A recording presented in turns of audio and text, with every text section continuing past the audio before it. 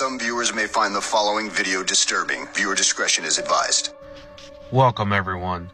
Today we're going to be talking about dark history's most infamous hatchet wielding spinster.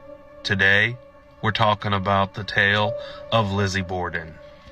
Going to school in the 80s and 90s was quite the experience, much different than it is today. We didn't have the growing technology that we have at our fingertips as we do now. I can even attest that when my children started going to school, that any kind of information that we needed would just be a text message away. And going into school in the 80s and 90s, we didn't have that luxury. For example, I highly doubt most kids today would have to know the utter fear and terror as having a school write-up or D-slip safety pin to the front of your shirt and having to bring it to your parents' home, knowing good and well that the school had already not only either called their home or had called their job to let them know that their child was acting out of line.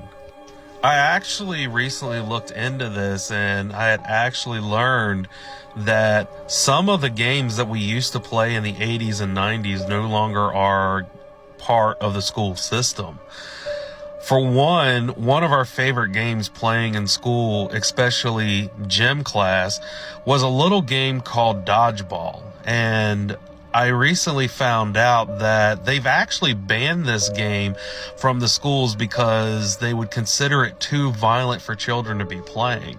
But back in the 80s and 90s, this was kind of a big, exciting game to play for us kids, especially towards the school bullies that would normally terrorize us in our classes, because this would give a prime opportunity for kids to run around in circles. And if you so happen to get your hands on this little rubber ball, you had the ability to take this ball and pelt it at anybody that may have been bullying you. And so a lot of times in most of these classes, it was your way of getting back at the school bully. Another favorite pastime of going to school in the 80s and 90s was time to reflect, when we would all be sent out for recess. Now, granted, everyone had their own little thing to do when they would have their own free time during recess, but a lot of times, if you would sit around and listen to the surroundings, you could actually hear girls jumping rope and singing little nursery rhymes and shanties. And some of these songs definitely would not be sung today, as in today's day and age they would be seen as too grim or too violent, and anyone who would be heard singing these songs, there would be some definite repercussions. Some of these songs would have words such as, "On top of a school all covered in blood, I shot my poor teacher with a 44 slug." Or if you were a child that was more into the religion type, you would probably sing a song called "Glory, Glory, Hallelujah, my teacher beat me with a ruler. I sent her up to heaven with an AK-47, and now she ain't gonna teach no more." I'm not exaggerating that there was plenty more of other songs that we had probably and did sing about murder as 4 to 7-year-olds. But as time goes, unfortunately, a tragedy in Columbine would quickly stop a lot of these once thought innocent songs in 1999. But there would be another song that would catch a lot of our eyes growing up. Lizzie Borden took an axe and gave her mother 40 whacks. And when she saw what she had done, she gave her father 41. And ironically enough, teachers knew about this woman, about these songs that we sung about. But even stranger still, no one in history ever spoke about this woman that supposedly hacked up her parents in the 1800s. So join me, everyone, as we take a look back and take a trip down history and take a look into Massachusetts' most infamous unsolved murders.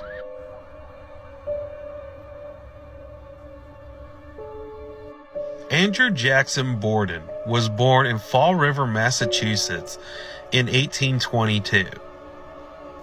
It is said that he was of English and Welsh descent, and has been said that he was born into money and power. It's not really explained why, but even though Andrew would be born into wealth and power, he would grow up in modest circumstances, meaning he did not live a life of luxury. It's not sure if his parents had lost their wealth or they never gained an inheritance that they would have gotten from his grandparents. But regardless of the reason, Andrew would struggle financially most of his early adult life. But Andrew would eventually find success as someone that would build furniture. More specifically, caskets.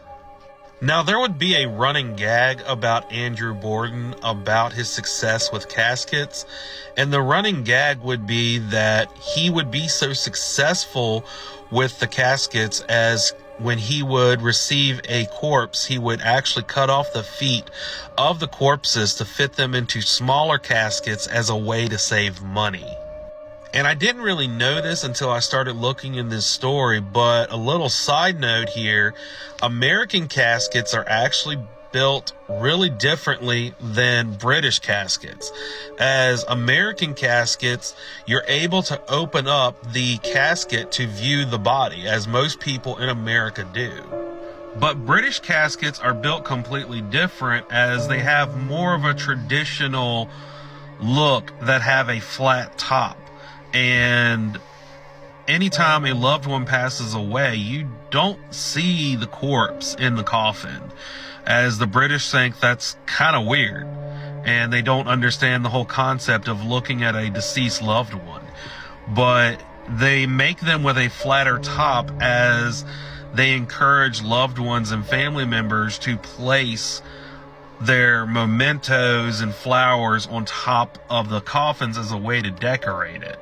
Whereas in American coffins, all the decorations are already placed on top of the coffin, and the flowers are actually taken off and slowly given to different family members. But Andrew Borden would quickly earn a reputation as a penny-pinching miser, and he would take the small fortune he would accumulate during this coffin building business and purchase various different properties, and would open up a couple different textile mills. It's also said that he would even become president of a few banks. And even though he would be known as an Ebenezer Scrooge, he would actually find a woman that would actually settle down and marry him. And he would find, court, and marry Sarah Anthony Morse, that not only would he marry, but he would also have 2 children with. In 1851, Andrew and Sarah would have their first child, a daughter named Emma Lenora Borden. They would also have a second daughter in 1856, Alice Esther Borden, but unfortunately, Alice would actually pass away when she was only 2 years old. A little side note about life expectancy in the 1800s, most people did not live a very long life. And 9 years after the birth of Emma, on July 19th, 1860, Andrew and Sarah would give birth to a second child, Lizzie Andrew Borden.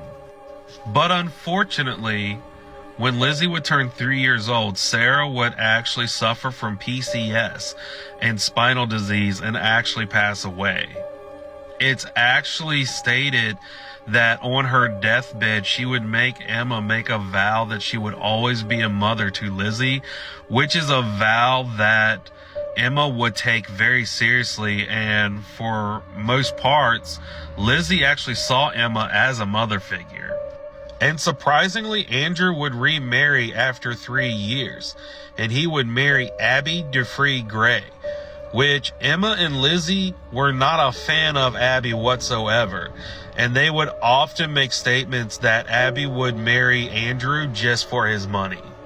When they would get married, Abby would be 35, where their father Andrew was 41 years old. And even if she would marry Andrew for his money, as it would turn out later on down the road, this was not the best of plans for Abby.